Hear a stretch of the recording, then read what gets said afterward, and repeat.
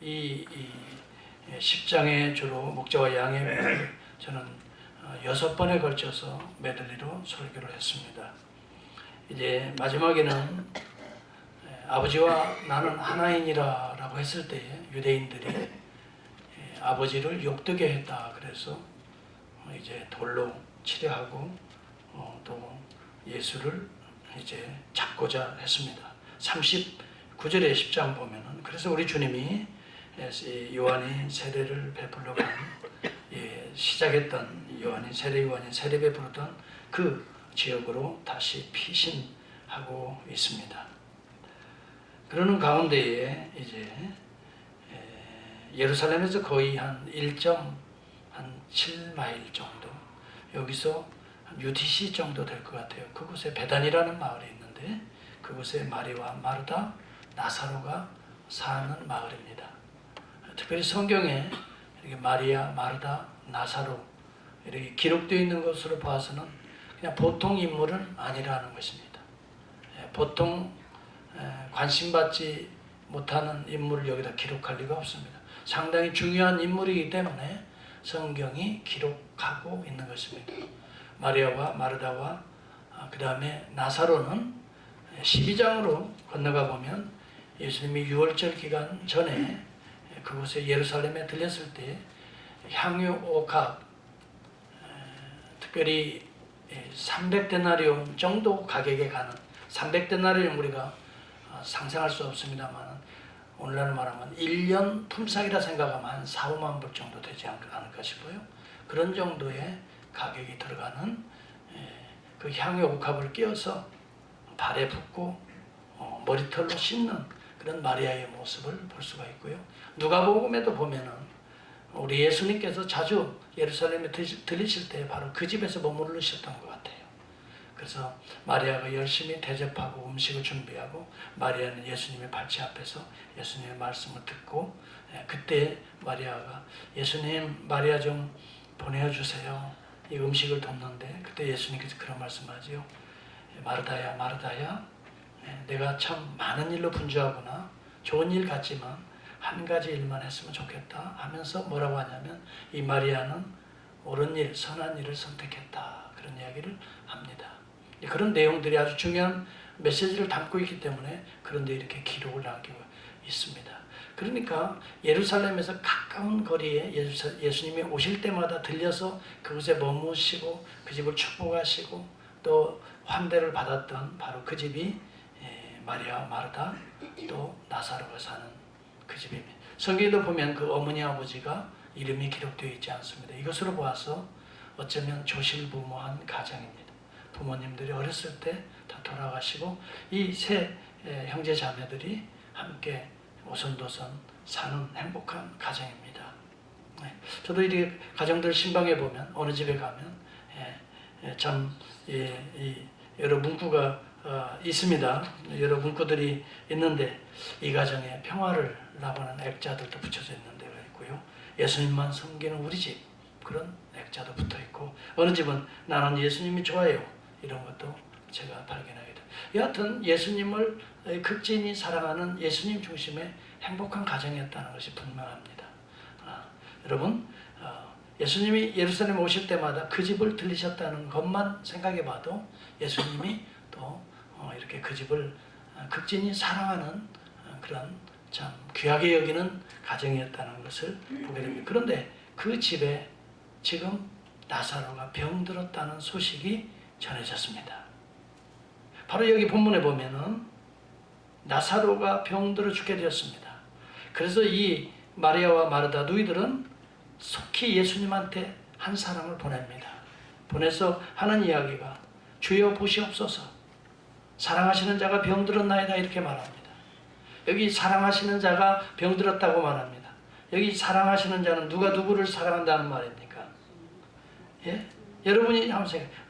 사랑하시는 자가 병들었나이다 라고 3절에 하반절에 보면 그런 내용이 나옵니다. 누가 누구를 사랑한다고 말할 수 있습니까? 예수님이 그들을 사랑하는, 나사로를 사랑하는 그 나사로가 병들었다는 말이에요? 아니면 나사로가 예수님을 극진히 사랑하는 그 나사로가 병들었다는 말일까요? 여기 영어 성경에 보면 원어에 아주 정확하게 번역을 해놨습니다. 영어 성경에 보면 The one whom you love is sick 그렇게 되어 있어요. 예수님 당신이 사랑하는 그 나사로가 지금 병들었나이다 그렇게 말합니다. 예수님이 사랑하시는 그 나사로가 병들었나이다 이렇게 말합니다. 예수님이 사랑하시는 그 사람이 병들 수도 있는 환경이라는 것을 우리에게 보여주고 있습니다. 예수님이 우리를 지극히 사랑해도 우리는 아픔과 눈물과 슬픔의 때를 우리도 가질 수 있다는 것을 우리는 이 본문을 통해서 이해해 볼 수가 있습니다. 예수님이 우리를 분명히 사랑하심에도 불구하고 우리 가운데는 고난이 있을 수도 있습니다. 어려움이 있을 수도 있습니다. 아픔과 여러분 병들어 죽게 되었다 죽음을 직면할 수도 있게 된다는 말씀이 되겠습니다. 예수님이 사랑하면 모든 것이 다 잘 된다라고 육신적으로 잘 된다라고 생각하는 기복주의에 빠진 사람들은 오늘 본문을 해석하기가 어려울 것입니다. 예수 믿으면 모든 것이 사업이 잘 되고 병이 다 낫고 예수를 믿으면 모든 것이 잘 된다라고 하는 기복주의에 빠진 사람에게는 오늘 이 본문이 상당히 어렵게 해서 어떻게 해석할 것이겠습니까? 여러분 기복주의는요 자칫 우리의 신앙을 멀리하게 합니다. 잘 될 때는 엄청 잘 되는 것처럼 하나님의 은혜와 축복이라고 말할 수 있지만 조금 뭐가 안 되고 내 생각대로 기대에 못 미칠 때는 하나님이 그럴 수 있는가? 아니 도대체 하나님 나를 사랑하신다고 하는데 그게 사실인가? 신앙의 해이를 갖게 됩니다. 그리고 그것이 자기의 계획대로 안 돼서 무너져 버렸다고 한다면 이 사람은 신앙을 떠날 수밖에 없어요. 기복주의의 이 난점이 바로 그런 점입니다. 한때 여러분 한국교회도 기복주의에 빠진 적이 있습니다. 요한삼서 2장 2절의 말씀을 가지고 사랑하는 자에 내 영혼이 잘된 같이 범사가 잘되고 내 몸도 강건하기를 원하노라 이 말씀의 삼박자 이 축복론을 가지고 많은 사람들이 몰려들었습니다. 그렇습니다. 이것은 성경적인 내용이기 때문에 우리가 이 사실에 대해서는 우리가 확실히 믿어야 됩니다. 또 이렇게 우리가 또 기도도 해야 합니다. 사랑하는 자여 내 영혼이 잘 돼야 됩니다. 여러분들이 영혼이 잘 돼야 됩니다. 범사가 형통해야 됩니다. 잘 돼야 됩니다. 그건 당연한 것입니다. 그리고 여러분 몸도 강건하기를 원합니다. 이것은 우리의 간구가 돼야 됩니다. 그러나 여러분 사랑하는 자라 할지라도 범사가 어려워질 수 있다는 것, 우리 몸도 병들 수 있다는 것, 우리가 생각지 않은 이 어려운 환난을 만날 수 있다는 것도 우리는 인정하라 이 말입니다. 여러분 예수를 잘 믿는다고 해서 꼭 우리가 보이는 세상적인 기준으로 봐서 다 잘 되는 것만은 아닌 것입니다. 복음은 무엇입니까? 예수 안에는 여러분 일반 은총도 있지만 특별한 은혜가 있다는 특별 은혜를 놓쳐버리고 여러분 일반 은총에만 매달리게 되면 이것을 기복주의라고 하는 것입니다. 은혜 보는 세상적인 성공만이 하나님이 잘 되는 것이라고 규정하고 때로는 내가 실패하게 될 때는 이것은 어찌할 수가 없는 것입니다.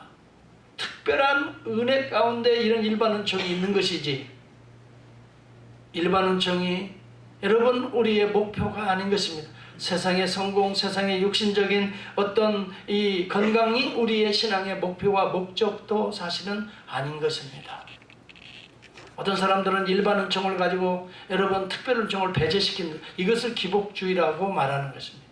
세상이 잘 될 때는 하나님의 축복이야. 안 될 때는 이건 하나님 나를 버리셨어. 이렇게 하나님의 그 은혜와 사랑을 일반 은총을 가지고 여러분 판단하고 재단하는 것을 기복주의라고 말하는 것입니다.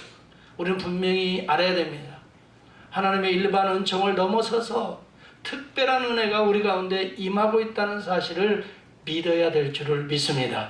우리 주님이 사랑하시는 자라 할지라도 어려움과 아픔과 눈물이 있습니다. 이것을 이상히 생각하지 말라 하는 것입니다.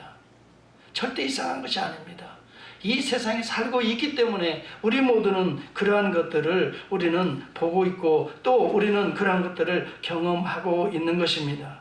특별히 병들은 나이다 보면은 여러분 성경에 보면은 단순히 질병 자체를 의미하는 용어가 있고 그 질병으로 말미암아 치명적으로 죽음에 이르게 하는 그런 상황을 말하는 경우가 있는데 오늘 이 본문은 후자에 속한 용어인 것입니다.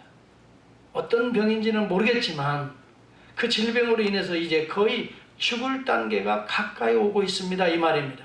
단순히 여러분 감기 들리고 몸살 걸린 그런 질병이 아니라는 것입니다. 단순히 어떤 머리가 찡하고 그런 질병이 아니라는 것입니다. 이제 병들어 어떤 병인지 모르지만 시리어스한 시기입니다. 그래서 죽음에 이르게 됩니다. 사실 예수님께서 3일 동안 머무르실 때에 그 이야기를 듣고도 머무셔서 결국은 나사로는 죽었습니다. 죽음에 이르는 지금 그 순간입니다. 네.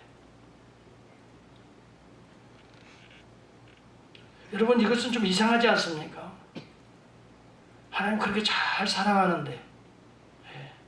또 우리 주님도 그렇게 그 가정을 사랑하고 그렇게 대접을 받았는데 어떻게 그렇게 질병이 죽음에 이르기까지 할 정도가 되는가? 이것은 뭔가 이상하지 않아요? 기복주의에 빠진 사람은 이상하게 이 본문을 생각할 것입니다. 야 뭔가 이상해. 그러면서 대뜸 또 생각하는 것이 뭔가 있을 거야. 그러면서 하나님은 말이지 남 모르는 뭔가 하여튼 나사로에게 있어. 그러니까 죽었지. 사람은 모르지만 그렇게 예수님 잘 섬기고 대단하게 보이는 것 같지만 뭔가 하나님은 모르시는 게 없어. 그러니까 나사로가 죽었지 하고 어떤 사람들은 기복주의에 빠진 사람은 쉽게 그런 부분들을 해석하고 정죄하고 판단하려는 그런 미혹에 빠지게 됩니다. 저는요 이런 이야기를 저한테 들은 적이 있어요. 목사님, 제가 연초에요. 올해는 정말 주님을 위해서 일을 잘 해보려고 작정하고 이제 결단도 하고 그렇게 열심히 하고 있어요, 주님. 목사님, 그런데 세상에 이런 일이 왜 이렇게 생각지 않은 일이 발생하는지 모르겠어요. 갑자기 아이가 아프고요. 갑자기 하던 일이 제대로 안 되고 생각지 않은 일이 꼬여가지고 문제가 터졌는데요. 연초에 부모 산소에 가서 무덤을 손질했는데 아마 조상들이 말하는 것처럼 여자가 부모 산소를 손대니까 이렇게 부정한 일이 이렇게 생겼나 봐요. 근데 그 이야기를 직접 들었어요. 예수를 믿는다는 사람들이 그런 소리예요. 여자가 산소 무덤을 손대면 부정한 일이 반드시 집안에 임한다. 그래서 이런 일이 생겼나 봐. 그런데 또 무당들한테 가면 또 그런 비슷한 유의 이야기를 또 하거든요. 그러니까 맞아. 이 기복주의에 빠진 사람들 이런 게 문제라니까. 그런데 놀라운 일은요. 하여튼 이 점쟁이들이나 아니면 무당, 박수 무당들한테 오는 사람들 가운데 많은 사람들이 기독교인들이 많이 온대요. 기독교인들이 많이 온다는 거예요. 앞으로 어떻게 될 것인가 좀 봐달라고 말이지. 여러분, 여기 본문에서 우리가 분명히 알아야 될 것은 우리가 딱 하나 기억해야 될 것이에요. 주님이 사랑하신다 하더라도 때로는 이 치명적인 어려움, 고통, 죽음에 이를 수도 있다는 것을 인정하라 이 말이에요. 이것을 인정하지 않고 그럴 수 있는가라고 하는 불신앙적인 생각을 갖지 말라는 거예요. 우리가 예수 잘 믿고 충성하고 헌신하는데 일이 그르칠 수도 있어요. 뭐가 생각대로 안 될 수도 있다 이 말이에요. 그런 많은 사람들이 뭔가 저 사람 저 속에 뭐가 여러분 그렇게 남의 속을 자꾸 보려고 하지 말고 따라서 합시다. 내 속을 보자. 내 자신을 봐야지요. 그렇게 쉽게 남을 판단하고 정죄하는 그 마음속에 있는 나는 누굽니까 도대체? 나는 누구예요? 내 신앙은 어느 정도예요? 나는 그런 일이 없을 것 같아요? 나에게는 그런 일이 없고 다 남에게만 일어날 것 같아요? 천만에요. 우리 모두에게는 예외 없이 생각지 않은 일들이 신앙 안에서는 항상 일어나게 되어 있습니다. 이 세상에 살 때 피할 수 없는 것이 이 시대의 아픔과 눈물과 고난과 여러 종류의 어려움을 우리는 피할 수가 없습니다. 죽음도 피할 수가 없습니다. 특별히 우리가 주님 앞에 뭘 잘못 안 해도 피할 수가 없습니다. 주님과 내 관계가 튼튼해도 피할 수 없습니다. 문제는 이것입니다. 과연 그런 문제들이 우리 앞에 닥칠 때 우리가 어떤 태도로 그 문제를 바라보느냐가 중요한 것입니다. 여러분, 어떤 문제가 생각지 않은 문제가 터졌을 때 우리는 그럴 줄 알아서 그 사람 그렇게 그런 생각을 하지 마세요. 그것도 여러분 미혹입니다. 뭔가 있으니까 하면서 자꾸 정죄하고 판단하고 하지 마세요. 뭔가 있기는 뭐가 있어요. 내 안에 더 정죄와 판단한 율법적인 마음이 가득하니까 그런 생각을 갖지요. 그런 생각 가지면 안 돼요. 오히려 어려움이 있을 때에 여러분 주님께 그대로 구할 수 있는 저와 여러분이 될 수 있기를 바랍니다. 어려움을 만날 때 주님 앞에 달려가라 이 말이에요. 주님께 사랑을 보내듯이 주님께 여러분 성도들의 기도 요청을 하고 주님 앞으로 그 문제를 가지고 주여 내가 병들었나이다. 주님이 사랑하시는 아무개가 병들었나이다. 주여 우리 아들이 주여 우리의 누이가 우리의 동생이 주님이 사랑하는 거 아시지 않습니까? 병들었나이다. 주님께 그냥 구하기만 하면 되는 것입니다. 그 다음부터는 주님이 알아서 하시는 거죠. 고쳐주세요 하지 않아도 다 우리의 마음을 알고 계시는 거예요. 이 문제를 주님 앞에 이야기만 해야 돼요. 주님 앞에 고하기만 해도.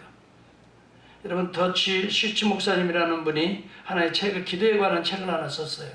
저는 그걸 아주 재밌게 읽었어요. 그리고 은혜를 받았어요. 그분이 많은 내용들을 이야기하지만 기도의 중요성을 이야기하면서 그렇게 얘기해요. 사람마다 어떤 어려움을 겪을 때 두 종류의 사람이 있는데 하나는 뒤로 넘어지는 사람이 있고 하나는 앞으로 넘어지는 사람, 이 두 종류의 사람들이 있다 이거예요. 뒤로 넘어지는 사람은 놀래서 불신앙 가운데 뒤로 넘어지는 것이고 앞으로 넘어지는 사람은 주여 하고 주님 앞에 엎드리는 사람이라고 그랬어요. 믿음의 사람이 되어야 될 줄을 믿습니다. 그래서 여기 마리아와 마르다는 주님 앞에 엎드리는 것입니다. 주여 주님이 사랑하시는 자가 병들었나이다. 여러분 어려움이 있을 때마다 우리 주님 앞에 엎드리는 자가 될 수 있기를 주의 이름으로 축원합니다. 내 마음대로 되지 않을 때마다 주님 앞에 엎드려서 주님하고 해결할 수 있기를 바랍니다. 여러분이 계획이 있을 때에도 주님 앞에 엎드리는 자가 되기를 바랍니다. 여러분 욥이라는 구약의 인물을 여러분 살펴보시기 바랍니다. 욥은 정말 당대에 떵떵거리며 정말 의인으로 거룩하고 경건한 자였어요. 그런데 그 역시도 하나님을 사랑하는 자였고 하나님의 사랑을 받는 자였어요. 그 역시도 어려움을 겪게 됩니다. 하루아침에 자기의 재산이라고 볼 수 있는 이 재산 목록에 그냥 소와 약대들, 양들 다 이방인들이 와서 싹 훔쳐가 버리고 말았습니다. 어느 날 태풍이 불어가지고 이 난간에서 놀던 이 10명의 자녀들이 이 기둥 난간이 무너지는 바람에 한꺼번에 아이들을 다 잃어버리게 되었습니다. 여러분 그냥 설교로 들으니까 별거 아닌 것 같지요. 10명의 아이들이 하루아침에 잃어버려도 여러분 바꿔 생각해 보세요. 여러분들의 자녀들 가운데 조금만이라도 상처가 나고 엎드려졌다고 당장 예배드리다가도 당장 뛰어나갈 거예요. 아니 누가 운다고 당장이라도 뛰어갈 거예요. 조금만 상처 나고 넘어지기만 해도 부모들은 당장 달려갈 거예요. 10명입니다. 하루아침에 죽었습니다. 지금도 여러분 세월호 사건 때문에 지금도 이 정치화되고 있잖아요. 그건 왜 그럴까요? 자기들이 사랑하는 자녀들이 한 명 단위 수백 명이 물 가운데 수장되어서 어느 부모는 거기에다 텐트를 치고 계속 지금도 자기 자녀가 수장된 그것을 향해서 돌아오라고 영혼이라도 만나려고 시체를 찾지 못해 그런 부모들은 그렇게 하고 있어요. 그런데 욥을 생각해 보세요. 10명의 자녀들이 하루아침에 그렇게 됐어요. 가만히 있을 부모가 어디가 난리가 나요. 거기에다가 또 세상에 이 욥은 뭐까지 걸리죠? 악창. 완전히 이 가려움증에 걸려 그냥 기와장으로 자기 몸을 득득 긁지 않으면 그러니까 막 찢어지고 피가 나죠. 온몸에 피투성이죠. 이런 악창까지 걸리게 됩니다.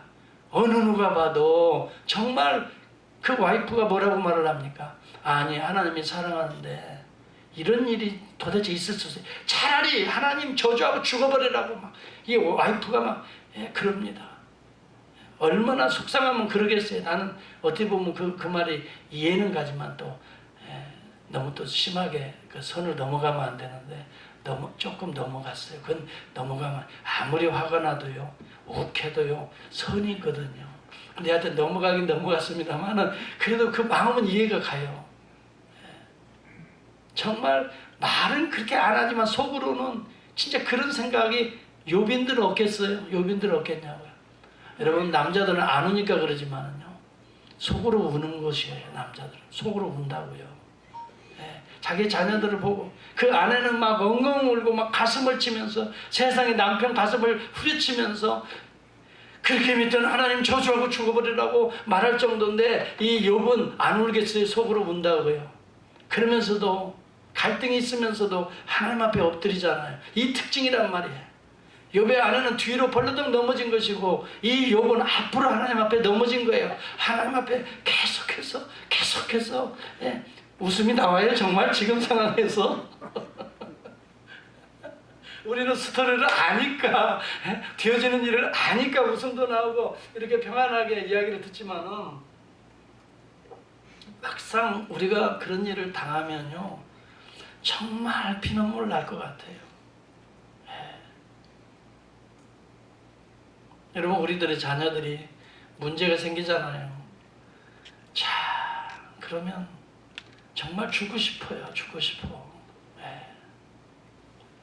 그런다고 그 문제가 해결되기까지는 주고 싶을 거예요. 비참하지요.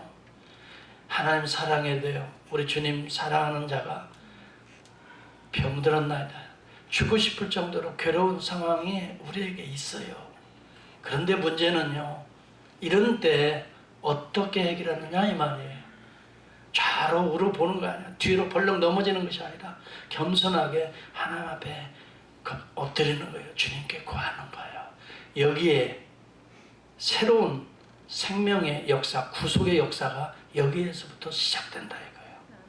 사랑하는 성도 여러분, 고난은이라는 것은요 또 다른 축복을 감싸고 있는 껍질과 같아요.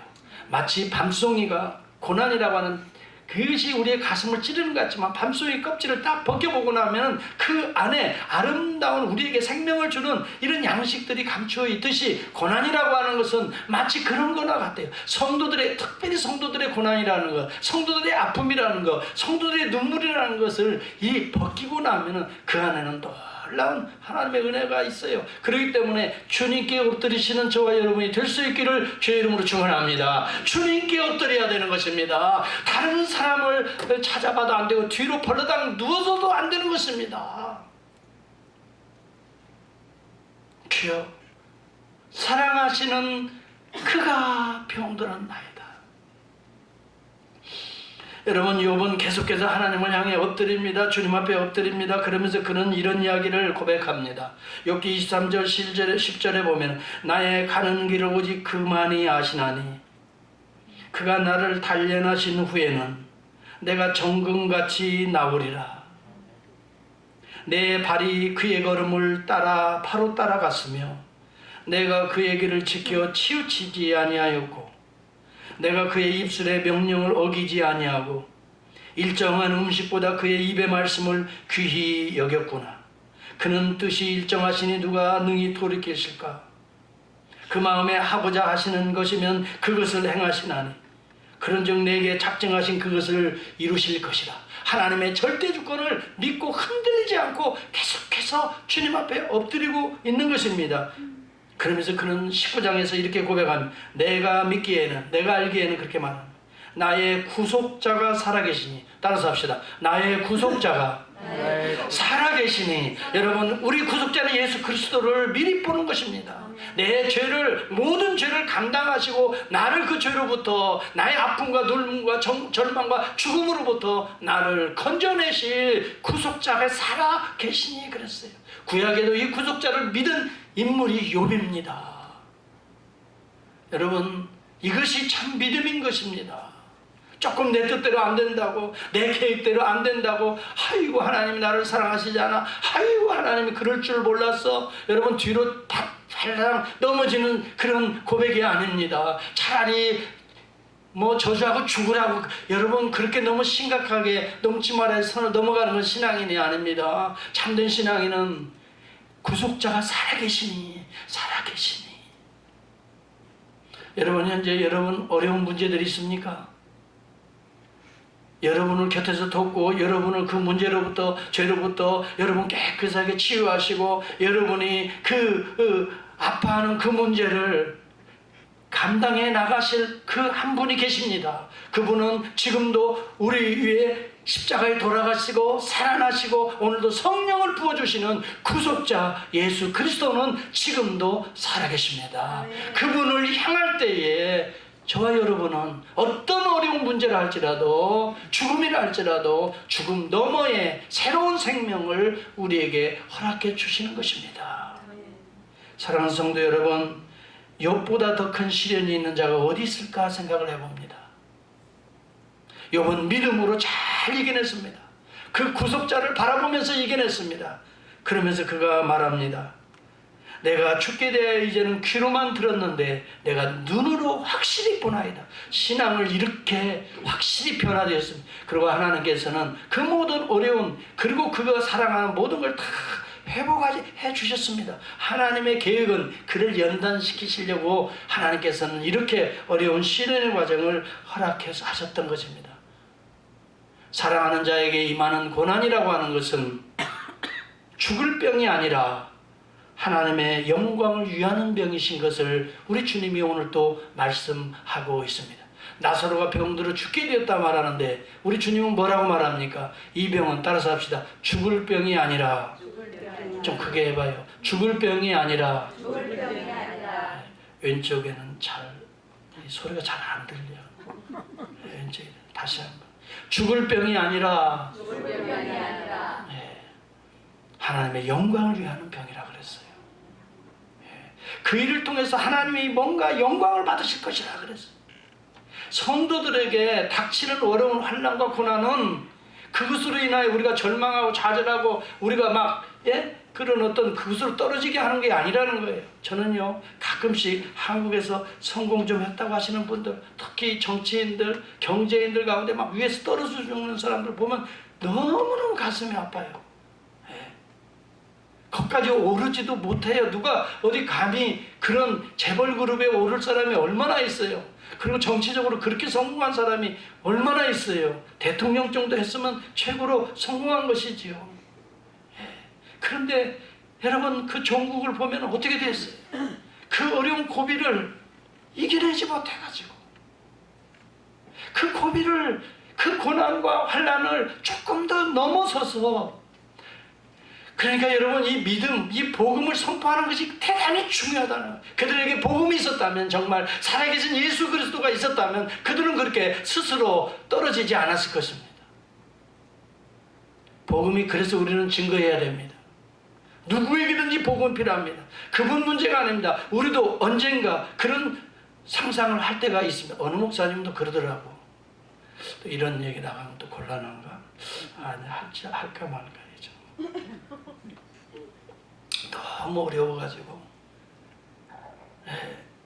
저기 LA 올라가다가요 중간에 바다를 이렇게 바라보면서 휴식하는 데 있죠. 거기 어디 뭐예요? 그 뭐라고 하는데 거기 비스타 뷰, 뭐 하여튼 뷰 무슨 그런데요 어느 날은 다 마음이 괴로우니까요 그냥 악셀을 확 밟아서 그 밑으로 한순간만 떨어지면 이제 모든 게 끝나게 될 텐데 하면서 막 그런 마음이 팍 들더래요.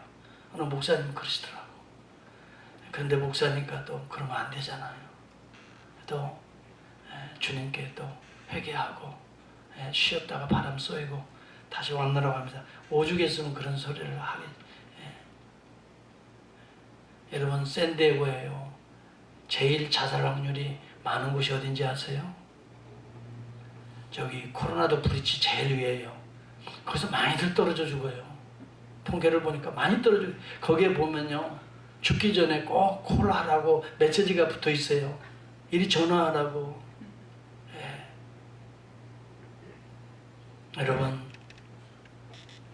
우리 그리스도인들이라 할지라도 왜 그런 일들이 없겠어요? 마음에 괴롭고 그냥 한순간에 그런 마음들이 왜 없겠어요?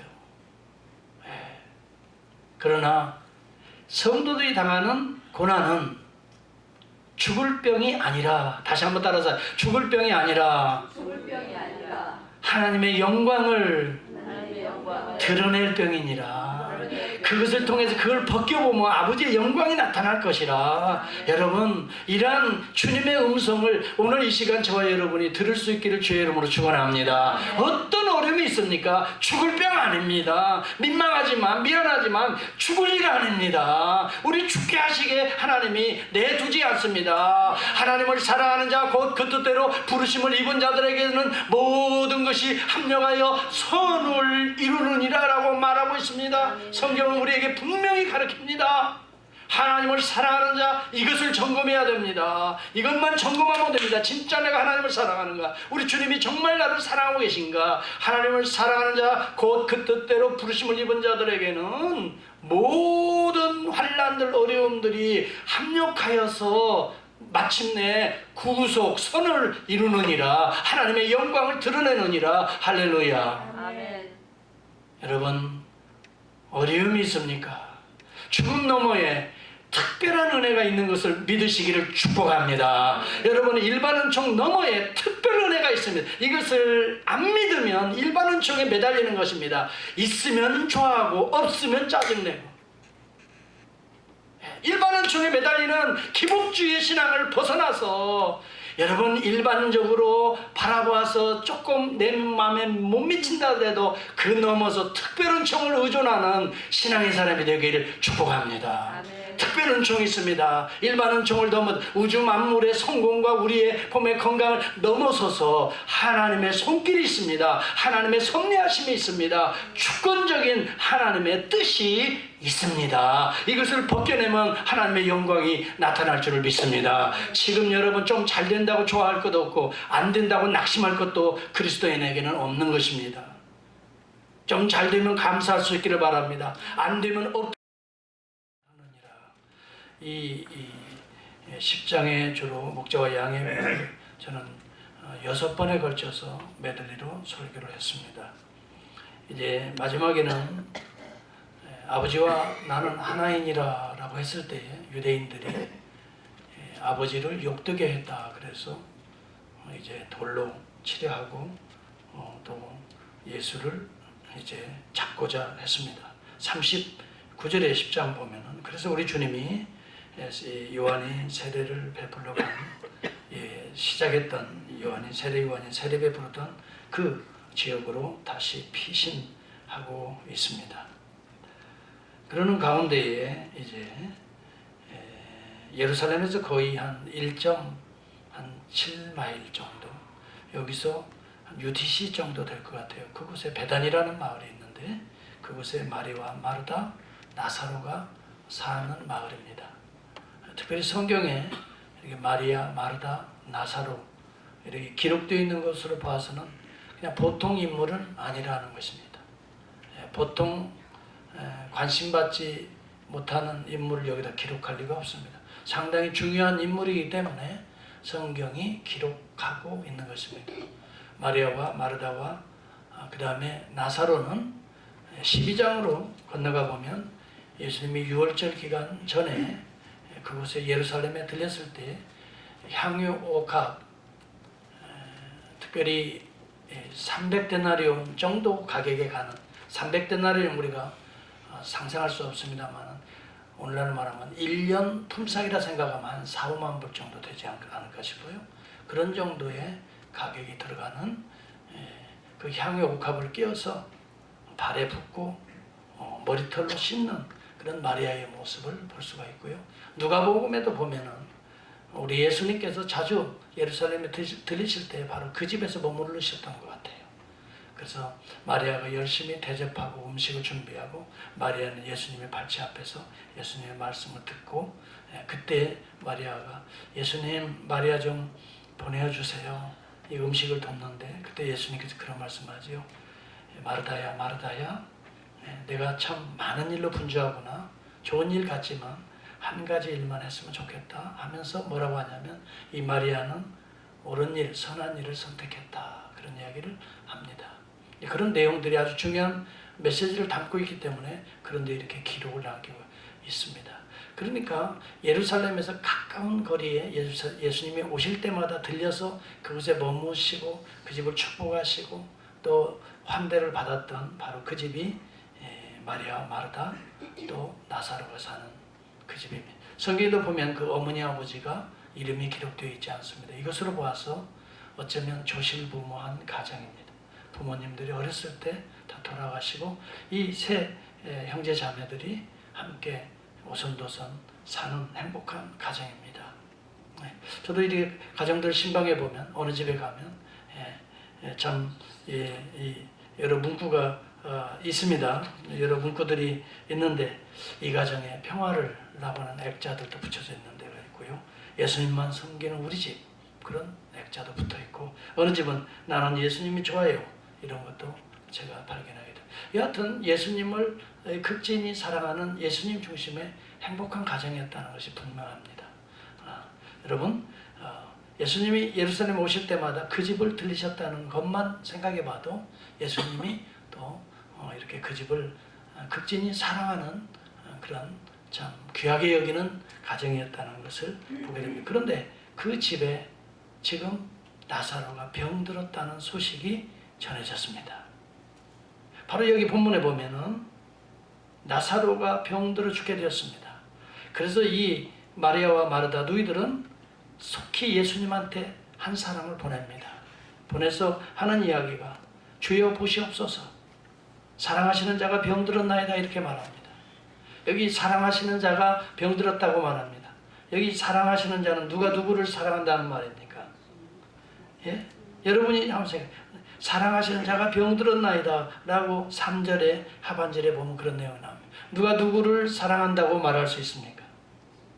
예수님이 그들을 사랑하는 나사로를 사랑하는 그 나사로가 병들었다는 말이에요? 아니면 나사로가 예수님을 극진히 사랑하는 그 나사로가 병들었다는 말일까요? 여기 영어 성경에 보면 원어에 아주 정확하게 번역을 해놨습니다. 영어 성경에 보면 The one whom you love is sick 그렇게 되어 있어요. 예수님 당신이 사랑하는 그 나사로가 지금 병들었나이다 그렇게 말합니다. 예수님이 사랑하시는 그 나사로가 병들었나이다 이렇게 말합니다. 예수님이 사랑하시는 그 사람이 병들 수도 있는 환경이라는 것을 우리에게 보여주고 있습니다. 예수님이 우리를 지극히 사랑해도 우리는 아픔과 눈물과 슬픔의 때를 우리도 가질 수 있다는 것을 우리는 이 본문을 통해서 이해해 볼 수가 있습니다. 예수님이 우리를 분명히 사랑하심에도 불구하고 우리 가운데는 고난이 있을 수도 있습니다. 어려움이 있을 수도 있습니다. 아픔과 여러분 병들어 죽게 되었다 죽음을 직면할 수도 있게 된다는 말씀이 되겠습니다.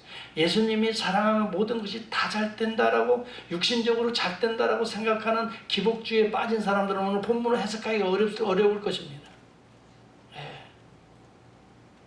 예수 믿으면 모든 것이 사업이 잘 되고 병이 다 낫고 예수를 믿으면 모든 것이 잘 된다라고 하는 기복주의에 빠진 사람에게는 오늘 이 본문이 상당히 어렵게 해서 어떻게 해석할 것이겠습니까? 여러분 기복주의는요 자칫 우리의 신앙을 멀리하게 합니다. 잘 될 때는 엄청 잘 되는 것처럼 하나님의 은혜와 축복이라고 말할 수 있지만 조금 뭐가 안 되고 내 생각대로 기대에 못 미칠 때는 하나님이 그럴 수 있는가? 아니 도대체 하나님 나를 사랑하신다고 하는데 그게 사실인가? 신앙의 해이를 갖게 됩니다. 그리고 그것이 자기의 계획대로 안 돼서 무너져 버렸다고 한다면 이 사람은 신앙을 떠날 수밖에 없어요. 기복주의의 이 난점이 바로 그런 점입니다. 한때 여러분 한국교회도 기복주의에 빠진 적이 있습니다. 요한 3서 2절의 말씀을 가지고 사랑하는 자에 내 영혼이 잘된 것 같이 범사가 잘되고 내 몸도 강건하기를 원하노라. 이 말씀의 삼박자 이 축복론을 가지고 많은 사람들이 몰려들었습니다. 그렇습니다. 이것은 성경적인 내용이기 때문에 우리가 이 사실에 대해서는 우리가 확실히 믿어야 됩니다. 또 이렇게 우리가 또 기도도 해야 합니다. 사랑하는 자여, 내 영혼이 잘 돼야 됩니다.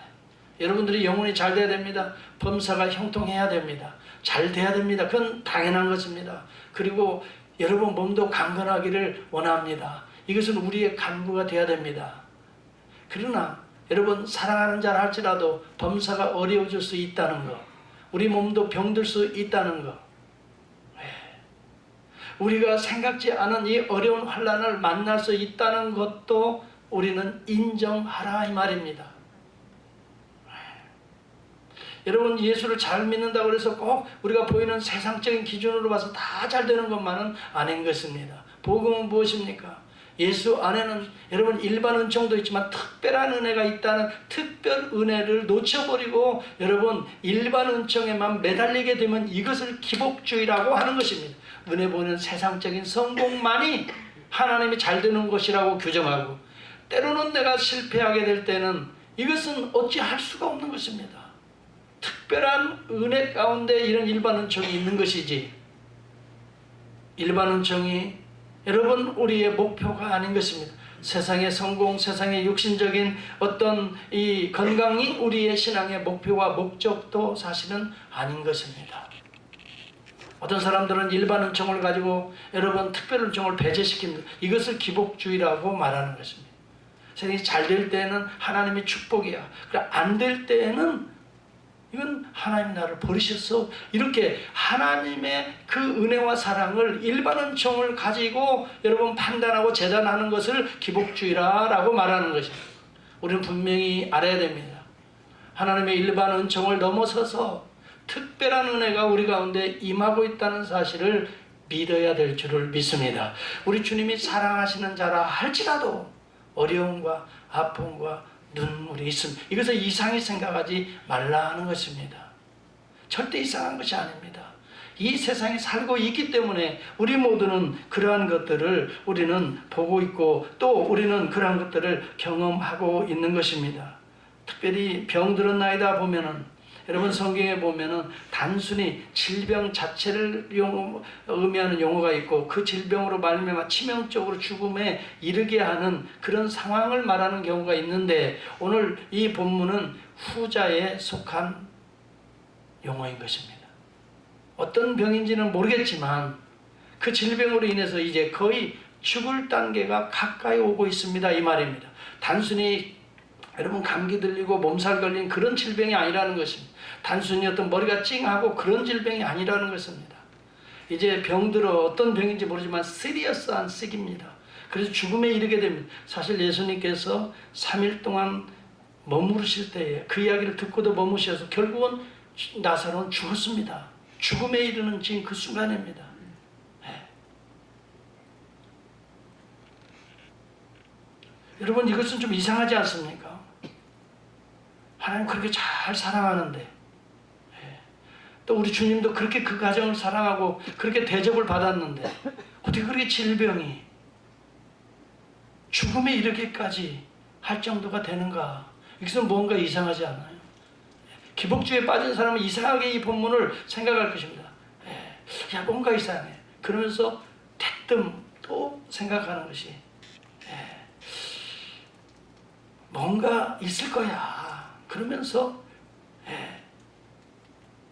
하나님은 말이지 남 모르는 뭔가 하여튼 나사로에게 있어. 그러니까 죽었지.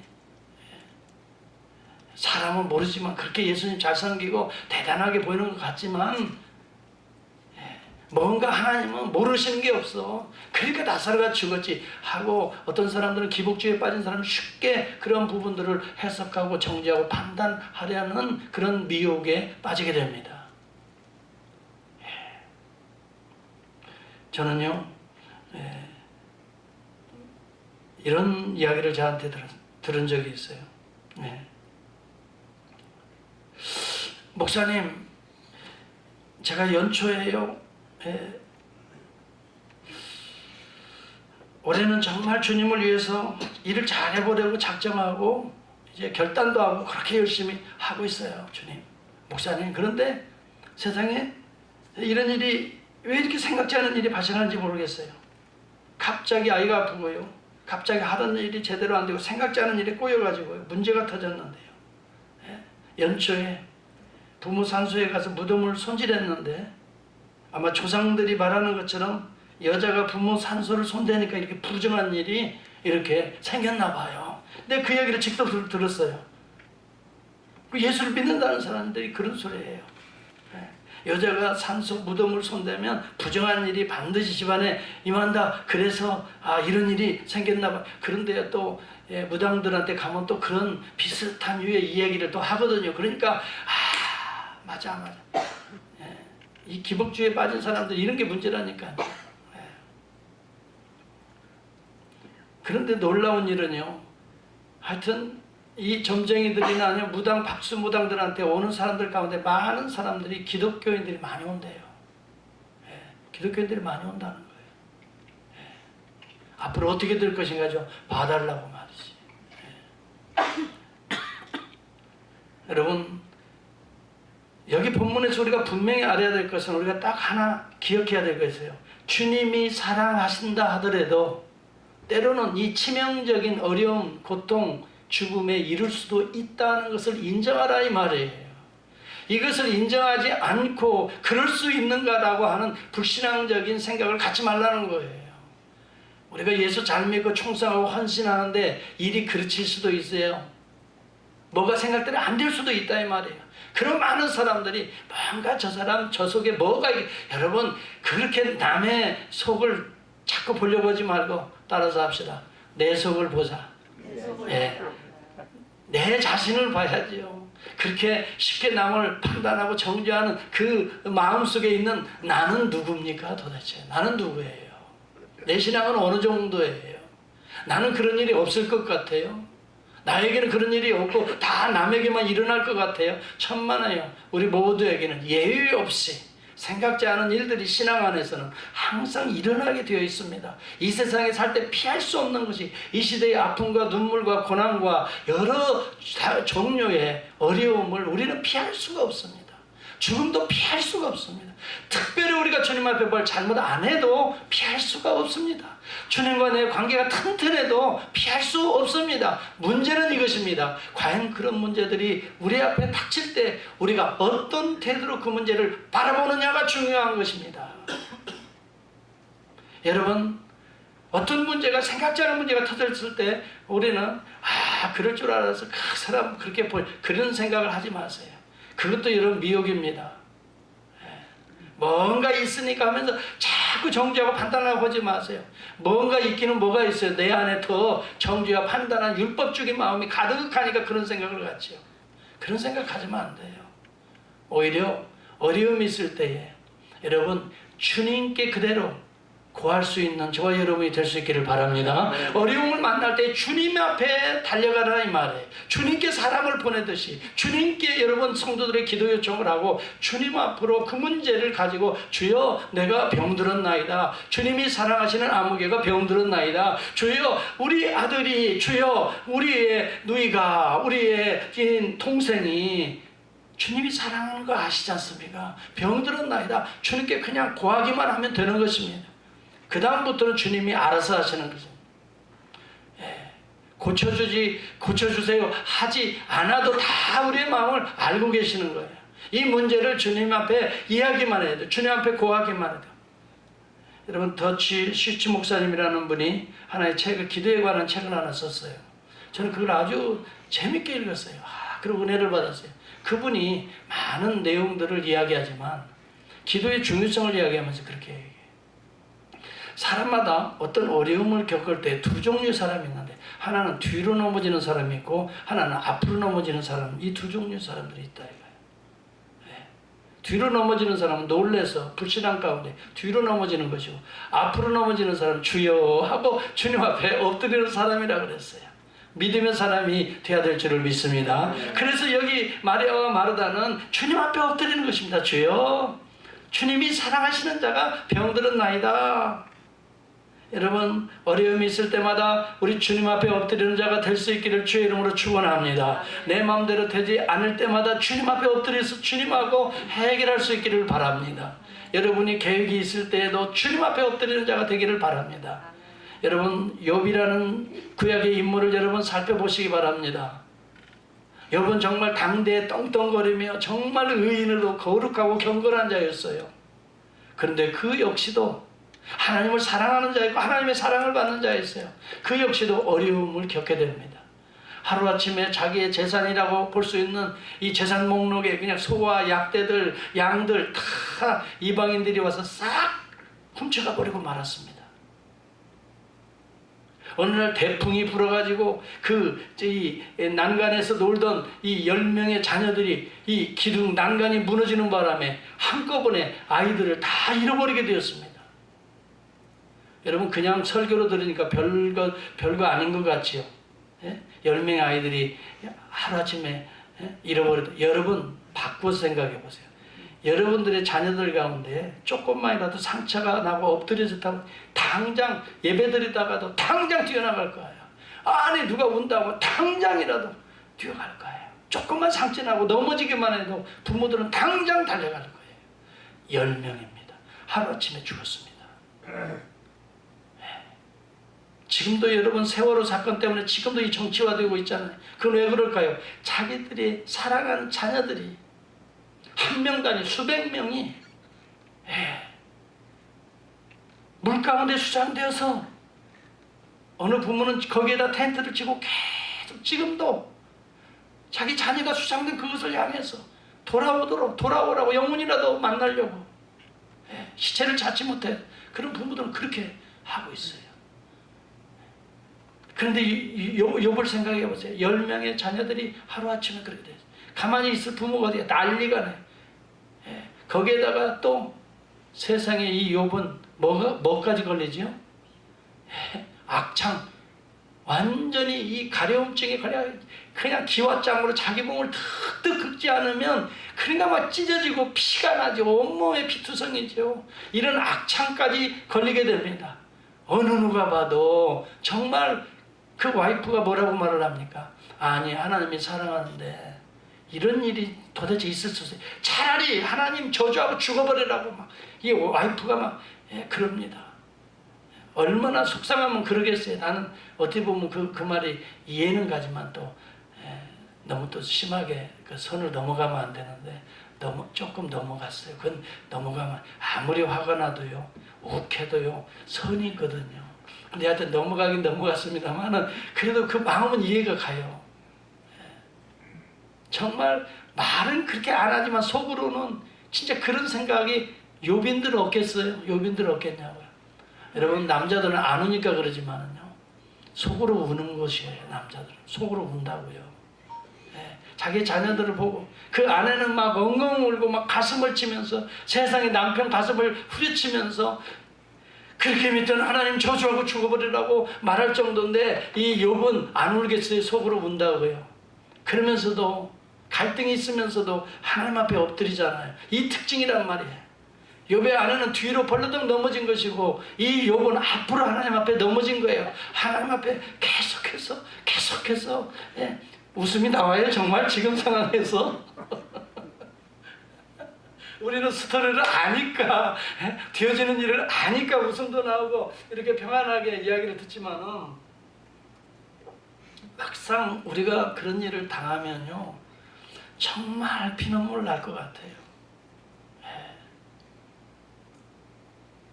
여러분 우리들의 자녀들이 문제가 생기잖아요. 자 그러면 정말 주고 싶어요. 주고 싶어. 그런다고 그 문제가 해결되기까지는 주고 싶을 거예요. 비참하지요. 하나님 사랑해야 돼요. 우리 주님 사랑하는 자가 병들었나이다. 주고 싶을 정도로 괴로운 상황이 우리에게 있어요. 그런데 문제는요. 이런 때 어떻게 해결하느냐 이 말이에요. 좌로 우로 보는 거 아니야. 뒤로 벌렁 넘어지는 것이 아니라 겸손하게 하나님 앞에 엎드리는 거예요. 주님께 구하는 거예요. 여기에 새로운 생명의 역사, 구속의 역사가 여기에서부터 시작된다 이거예요. 사랑하는 성도 여러분, 고난은이라는 것은요 또 다른 축복을 감싸고 있는 껍질과 같아요. 마치 밤송이가 고난이라고 하는 그것이 우리의 가슴을 찌르는 것 같지만 밤송이 껍질을 딱 벗겨보고 나면 그 안에 아름다운 우리에게 생명을 주는 이런 양식들이 감추어 있듯이 고난이라고 하는 것은 마치 그런 거나 같아요. 성도들의, 특별히 성도들의 고난이라는 것, 성도들의 아픔이라는 것, 성도들의 눈물이라는 것을 이 벗기고 나면 그 안에는 놀라운 하나님의 은혜가 있어요. 그렇기 때문에 주님께 엎드리시는 저와 여러분이 될 수 있기를 주의 이름으로 축원합니다. 주님께 엎드려야 되는 것입니다. 다른 사람을 찾아봐도 안 되고 뒤로 벌러당 누워서도 안 되는 것입니다.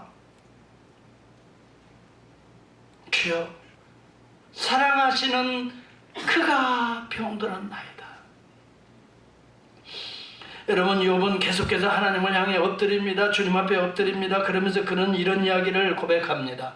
욥기 23절 10절에 보면 나의 가는 길을 오직 그만이 아시나니 그가 나를 단련하신 후에는 내가 정금같이 나오리라. 내 발이 그의 걸음을 따라 바로 따라갔으며 내가 그의 길을 지켜 치우치지 아니하였고 내가 그의 입술의 명령을 어기지 아니하고 일정한 음식보다 그의 입의 말씀을 귀히 여겼구나. 그는 뜻이 일정하시니 누가 능히 돌이키실까? 그 마음에 하고자 하시는 것이면 그것을 행하시나니 그런즉 내게 작정하신 그것을 이루실 것이라. 하나님의 절대 주권을 믿고 흔들리지 않고 계속해서 주님 앞에 엎드리고 있는 것입니다. 그러면서 그는 19장에서 이렇게 고백합니다. 내가 믿기에는, 내가 알기에는 그렇게 말합니다. 나의 구속자가 살아계시니, 따라서 합시다. 나의 구속자가 살아계시니. 여러분, 우리 구속자는 예수 그리스도를 미리 보는 것입니다. 내 죄를, 모든 죄를 감당하시고 나를 그 죄로부터, 나의 아픔과 눈물과 절망과 죽음으로부터 나를 건져내실 구속자가 살아계시니 그랬어요. 구약에도 이 구속자를 믿은 인물이 욥입니다. 여러분, 이것이 참 믿음인 것입니다. 조금 내 뜻대로 안 된다고, 내 계획대로 안 된다고, 아이고 하나님이 나를 사랑하시지 않아, 아이고 하나님이 그럴 줄 몰랐어, 여러분 뒤로 발랑 넘어지는 그런 고백이 아닙니다. 차라리 뭐 저주하고 죽으라고, 여러분 그렇게 너무 심각하게 넘지 말아야 선을 넘어가는 건 신앙인이 아닙니다. 참된 신앙인은 구속자가 살아계시니. 여러분, 현재 여러분 어려운 문제들이 있습니까? 여러분을 곁에서 돕고 여러분을 그 문제로부터, 죄로부터 여러분 깨끗하게 치유하시고 여러분이 아파하는 그 문제를 감당해 나가실 그 한 분이 계십니다. 그분은 지금도 우리 위에 십자가에 돌아가시고 살아나시고 오늘도 성령을 부어주시는 구속자 예수 그리스도는 지금도 살아계십니다. 그분을 향할 때에 저와 여러분은 어떤 어려운 문제를 할지라도, 죽음이라 할지라도 죽음 너머의 새로운 생명을 우리에게 허락해 주시는 것입니다. 사랑하는 성도 여러분, 욥보다 더 큰 시련이 있는 자가 어디 있을까 생각을 해봅니다. 욥은 믿음으로 잘 이겨냈습니다. 그 구속자를 바라보면서 이겨냈습니다. 그러면서 그가 말합니다. 내가 죽게 되어 이제는 귀로만 들었는데 내가 눈으로 확실히 보나이다. 신앙을 이렇게 확실히 변화되었습니다. 그리고 하나님께서는 그 모든 어려운, 그리고 그가 사랑하는 모든 걸 다 회복해 주셨습니다. 하나님의 계획은 그를 연단시키시려고 하나님께서는 이렇게 어려운 시련의 과정을 허락해서 하셨던 것입니다. 사랑하는 자에게 임하는 고난이라고 하는 것은 죽을 병이 아니라 하나님의 영광을 위하는 병이신 것을 우리 주님이 오늘 또 말씀하고 있습니다. 나사로가 병들어 죽게 되었다 말하는데 우리 주님은 뭐라고 말합니까? 이 병은, 따라서 합시다. 죽을 병이 아니라, 좀 크게 해봐요. 죽을 병이 아니라. 왼쪽에는 소리가 잘 안 들려. 왼쪽에 다시 한번. 죽을 병이 아니라. 네. 하나님의 영광을 위하는 병이라 그랬어요. 그 일을 통해서 하나님이 뭔가 영광을 받으실 것이라 그랬어요. 성도들에게 닥치는 어려운 환난과 고난은 그것으로 인하여 우리가 절망하고 좌절하고 우리가 막 그런 어떤 그것으로 떨어지게 하는 게 아니라는 거예요. 저는요, 가끔 가끔씩 한국에서 성공 좀 했다고 하시는 분들, 특히 정치인들, 경제인들 가운데 막 위에서 떨어져 죽는 사람들 보면 너무너무 가슴이 아파요. 예. 거기까지 오르지도 못해요. 누가 어디 감히 그런 재벌 그룹에 오를 사람이 얼마나 있어요. 그리고 정치적으로 그렇게 성공한 사람이 얼마나 있어요. 대통령 정도 했으면 최고로 성공한 것이지요. 예. 그런데 여러분, 그 종국을 보면 어떻게 됐어요? 그 어려운 고비를 이겨내지 못해가지고, 그 고비를, 그 고난과 환난을 조금 더 넘어서서, 그러니까 여러분, 이 믿음, 이 복음을 선포하는 것이 대단히 중요하다는 거예요. 그들에게 복음이 있었다면, 정말 살아계신 예수 그리스도가 있었다면 그들은 그렇게 스스로 떨어지지 않았을 것입니다. 복음이, 그래서 우리는 증거해야 됩니다. 누구에게든지 복음은 필요합니다. 그분 문제가 아닙니다. 우리도 언젠가 그런 상상을 할 때가 있습니다. 어느 목사님도 그러더라고. 또 이런 얘기 나가면 또 곤란한가? 아니, 할까 말까 이죠. 너무 어려워가지고,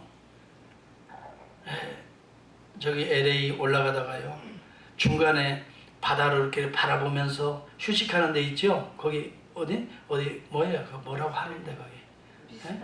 비스타 뷰, 뭐 하여튼 뷰 무슨 그런데요, 어느 날은 다 마음이 괴로우니까요, 그냥 악셀을 확 밟아서 그 밑으로 한순간만 떨어지면 이제 모든 게 끝나게 될 텐데 하면서 막 그런 마음이 팍 들더래요. 어느 목사님은 그러시더라고. 그런데 목사니까 또 그러면 안 되잖아요.